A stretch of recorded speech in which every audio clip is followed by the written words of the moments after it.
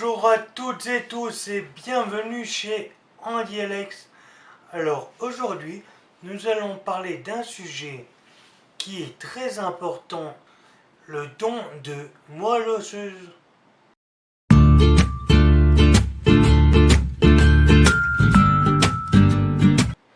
Alors, je tiens à préciser une chose tout de suite.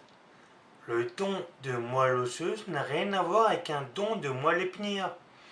En effet, la moelle épinière, c'est ce que vous trouvez dans la colonne vertébrale.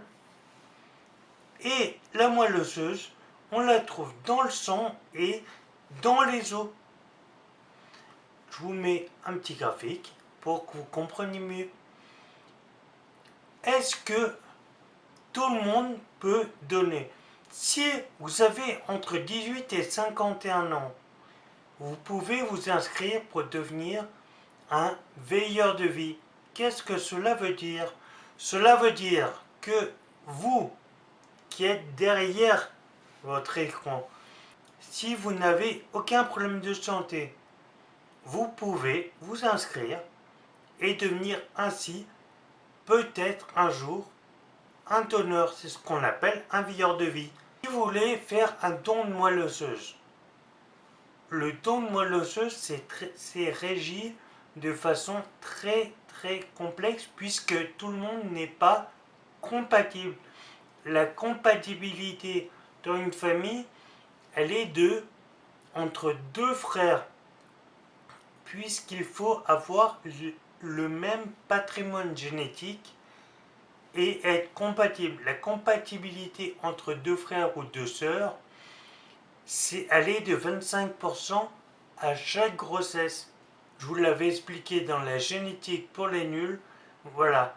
Donc 25% d'homogénéité pour un donneur et un receveur qui ne sont pas de la même famille, c'est 1 sur 1 million. Une chance sur 1 million. Alors vous voyez, il en faut des donneurs.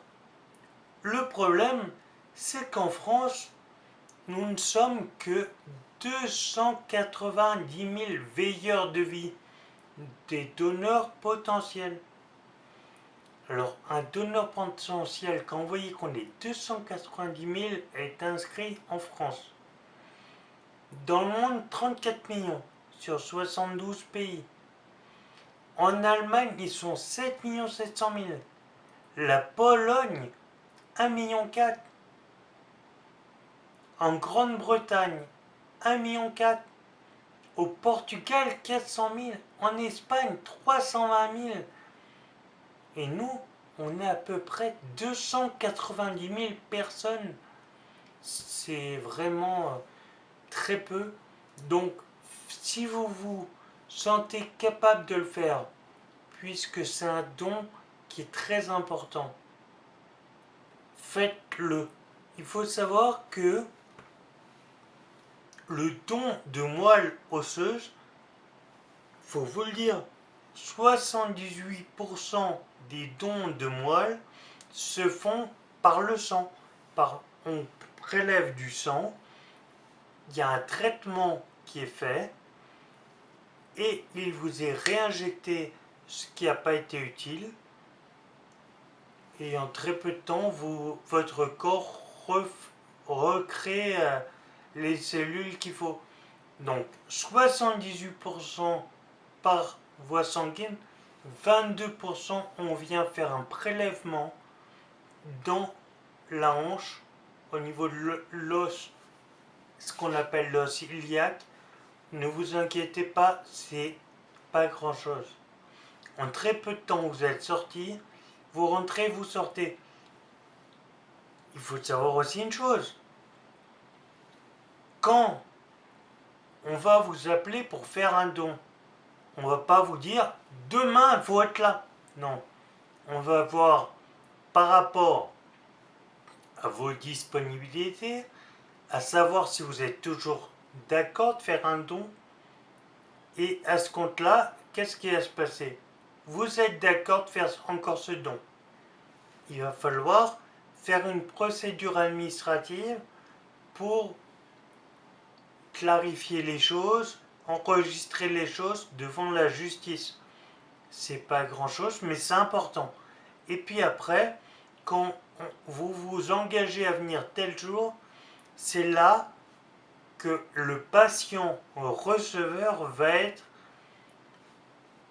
on va dire, immunodéprimé. Pour casser ses défenses immunitaires afin que son système reçoive le don sans l'agresser.